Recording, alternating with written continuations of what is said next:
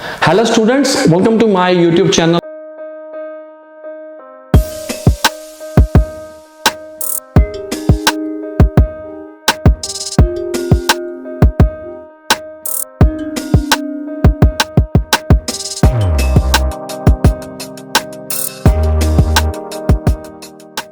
This video will be in Hindi language and topic is PTE writing.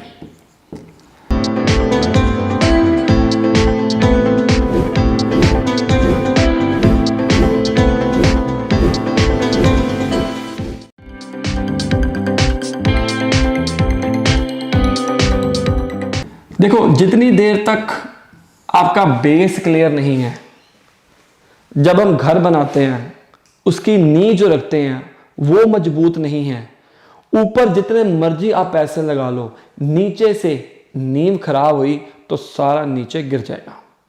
एक example मैंने इसलिए दिया है, जितनी देर तक आपके बेसिक क्लियर नहीं है। मैं इस वीडियो के अंदर कोई टेम्पलेट की बात नहीं करूंगा।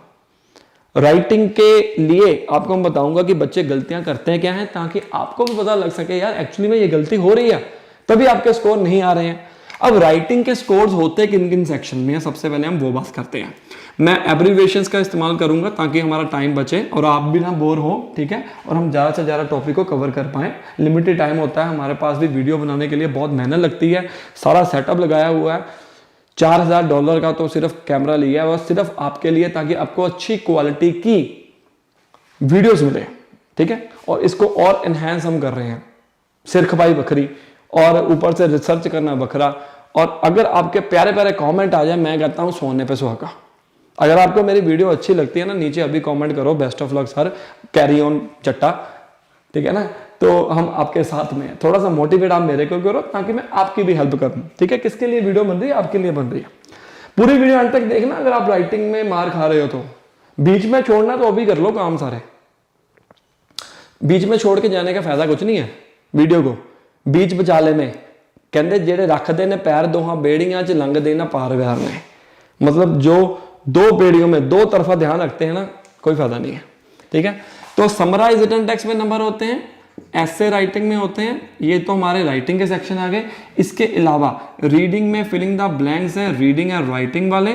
समराइज स्पोकन टेक्स्ट जो है वो है हमारा लिसनिंग में, एंड फिलिंग द ब्लैंक्स जो है वो है हमारे लिसनिंग में, और राइट फ्रॉम डिक्टेशन जो है हमारे लिसनिंग में, ठीक है।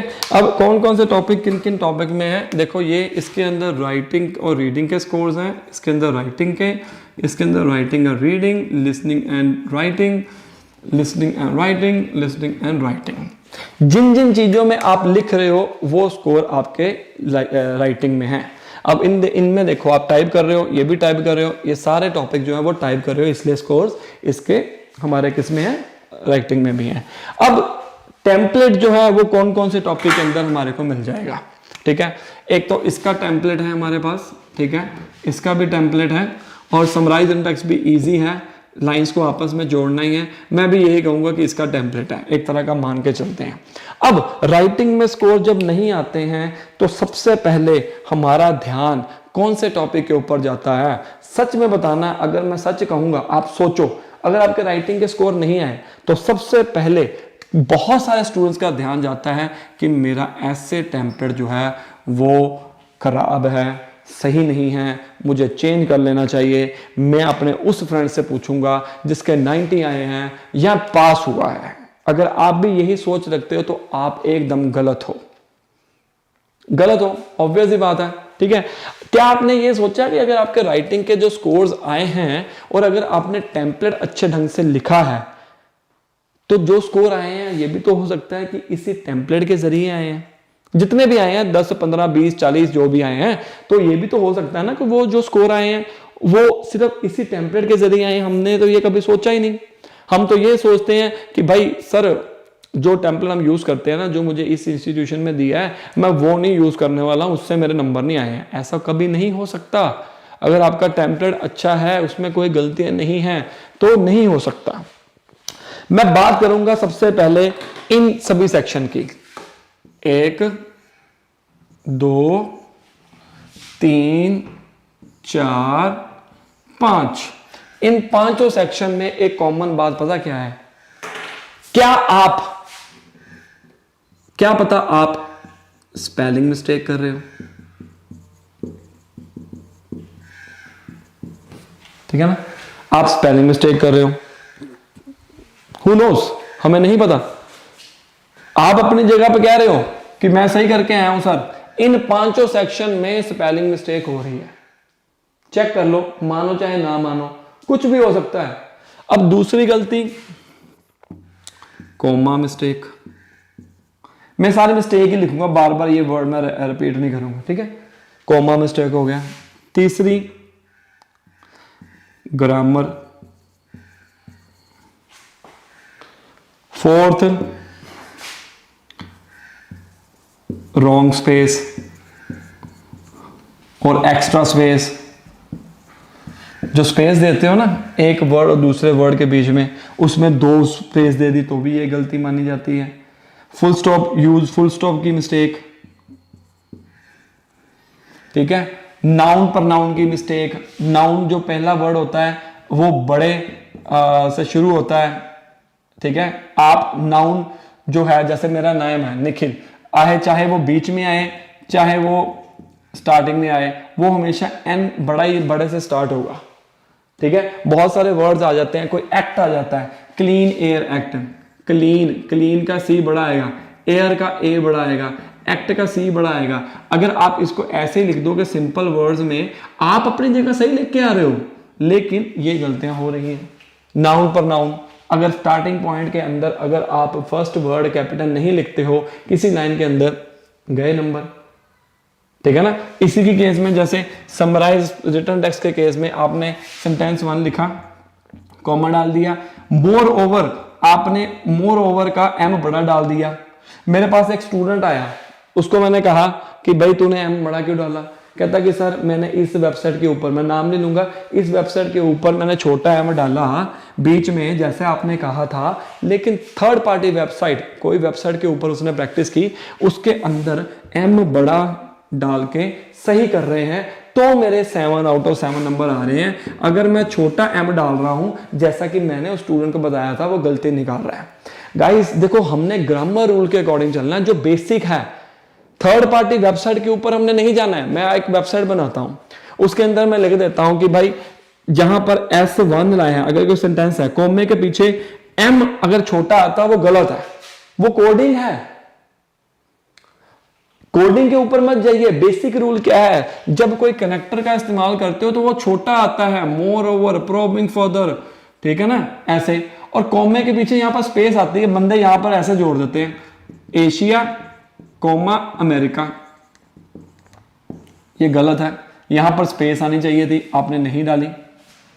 आप वर्ड सही लिख रहे हो, लेकिन आप उसको जो राइट डायरेक्शन में लिखना है वो नहीं लिख रहे हो। यहां पर देखो, कॉमे की मिस्टेक मैंने आपको डिस्कस कर दी, ओके। और उसके बाद नेक्स्ट क्या आता है, स्पेलिंग। स्पेलिंग मान लीजिए पीपल आ गया, पीपल्स, उसने कई बंदे पीपल्स लिख देंगे। पीपल्स तो वैसे भी प्लूरल है, आप एस क्यों पीछे डाल रहे हो, ठीक है ना। कॉमे की गलती भी आपने नहीं करनी, कॉमे के पीछे स्पेस आती है, आगे नहीं आती है। ग्रामर, अब ग्रामर के केस में मान लो आपने आई, कई बंदे आई छोटा डाल देते हैं, आई एक है तो सिंगुलर, पर यह प्लूरल में आता है। और जहां पर भी आप आई लिखोगे, चाहे बीच में हो चाहे पहले में हो, वो आई बड़ा आएगा, कैपिटल आएगा। बहुत सारे बच्चे गलतियां करते हैं।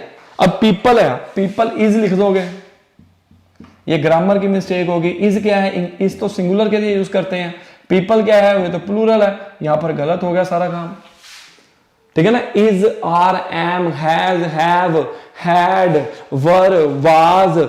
कई बारी आपको नहीं पता लगता है तो पंगे क्यों लेने हैं, वो लाइन में मत लिखो, कोई और लाइन लिख लो, सिंपल लाइन में बना लो, ठीक है ना। इन सारे पांचों केसेस में ये गलतियां हो सकती हैं।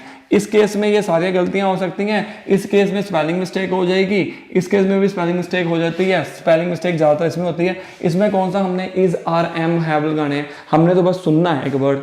अब उसने बोला बिलीव्ड, पीछे ईडी लगा दिया। आपने सुना बिलीव, तो आप अपनी जगह सही हो, टीचर को कहोगे कि सर मैं तो सही हूं, ठीक है ना, लेकिन एक्चुअली में गलत हो आप। सो ये सारी कॉमन मिस्टेक्स हैं, काफी सारी खिचड़ी पक गई है, अब आपको ये देखना है कि खानी कैसे है, ठीक है। तो आप अपने पहले बेसिक क्लियर करो, उसके बाद सोचना कि भाई टेम्पलेट कौन सा है। अगर मैं बात करूं रीडिंग या writing fill in the blanks की, इसके अंदर तो समझ लो कि जितनी ज़्यादा प्रैक्टिस करो उतनी कम है, जितनी वीडियोस देख लो उतनी कम है, क्योंकि ये 100% इंप्रूव नहीं हो सकती, पेपर तक आपकी 100% इंप्रूव नहीं हो सकती। बच्चे कहते हैं कि सर मेरी ना रीडिंग जो है वो खराब है, तो उस केस में मैं कहता हूं कि आप प्रैक्टिस करो। हम अपने स्टूडेंट्स को क्या करते हैं, उसके आइडियाज जनरेट करते हैं, लेक्चर देते रहते हैं, कभी स्पीकिंग करवा दी, कभी राइटिंग करवा दी, क्योंकि जो राइटिंग के स्कोर्स हैं आप इन्हीं टेम्पलेट के सहारे नहीं जा सकते हो। अब समराइज स्पोकन टेक्स्ट के केस में अगर आपको लाइंस बनानी नहीं आती, मैं मानता हूं ये जो 2 सेक्शन है, फर्स्ट एंड सेकंड, ये जो 2 सेक्शन है इसके अंदर आप आराम से रट्टा मार लोगे, फुल मार्क्स ले आओगे, बट व्हाट अबाउट अदर्स? इस केस में कोई टेम्पलेट नहीं है, इस केस में आपको प्रैक्टिस से चाहिए। समराइज स्पोकन टेक्स्ट के केस में टेम्पलेट है लेकिन आपको लाइंस बनानी नहीं आ रही, वो कौन चेक करेगा? हम चेक करेंगे, टीचर चेक करेगा। अगर थर्ड पार्टी के ऊपर आप करते हो, हु नोज, थर्ड पार्टी आपको 100% करेक्ट एवेल्युएशन देगी। तो ये छोटी छोटी मिस्टेक्स हैं जो हमारे को पता नहीं लगती हैं एक्चुअली में, तो आप इनके ऊपर फोकस करिए। और इसके अलावा अगर आप हमारे से कोचिंग लेना चाहते हैं, मेरे पढ़ाने का तरीका आपको अच्छा लग रहा है, खाने में पड़ रही है बात, दुनिया के किसी कोने में भी हो, घर घर में हमने ऑनलाइन कोचिंग पहुंचा दी है। अगर आपके पास टाइम नहीं है बाहर जाने का, हाउस वाइफ हो, बच्चे वाले हो, प्रोफेशनली जॉब करते हो और सुबह दोपहर रात शाम शिफ्टों के ऊपर काम करते हो, दिक्कत ही कोई नहीं है। ऑनलाइन कोचिंग का मकसद ही यही है, घर घर में कोचिंग पहुंचाना प्लस टाइम सेव करना। आने जाने में आपका टाइम जो लगेगा वो हम पीटी में लगाएं, ठीक है ना। हमारे पास बहुत सारे पैकेजेस हैं, 2 वीक्स 3 वीक्स, आप अपने लेवल के अकॉर्डिंग ले सकते हो। और अगर आपने बार बार पेपर दे रखा है तो सामने दिए गए नंबर के ऊपर आप मुझे व्हाट्सअप करिए, हम आपका स्कोर कार्ड इवैल्यूएट करेंगे और आपको बताएंगे कि भाई आपकी गलती है कहाँ पर, ठीक है। करना तो आपने है और हम आपको कोचिंग देंगे, ये सारी चीजें हम आपको बताएंगे, इवैल्यूएट करेंगे। हम कोई सॉफ्टवेयर नहीं यूज करते हैं एक्चुअली में, हम खुद ग्रामर रूल्स, हमारे टीचर जब राइटिंग का टेस्ट होता है खुद करवाते हैं। रीडिंग के केस में खुद आपके लाइव टेस्ट होते हैं। पहले बेसिक कंप्लीट कर लिया, पहले 3 दिन में मैंने सारी पीटी कंप्लीट कर लेनी है, उसके बाद जो रिमेनिंग डेज होंगे वो सारे टेस्ट होंगे। और अगर आपने पहले ही कोचिंग ली हुई है, आपके बेसिक कंप्लीट हैं, तो आप अपने टेम्पलेट ही यूज कर सकते हो, लेकिन हम वो जज करेंगे कि आप बोल कैसे रहे हो, ठीक है। Like share and subscribe my channel for more videos. और कोचिंग लेने के लिए सामने दिए गए नंबर के ऊपर कॉल करिए, व्हाट्सअप करिए, नीचे कमेंट भेजना मत भूलना, ताकि मुझे भी पता लगे कि भाई मैं सही कर रहा हूँ। Best of luck.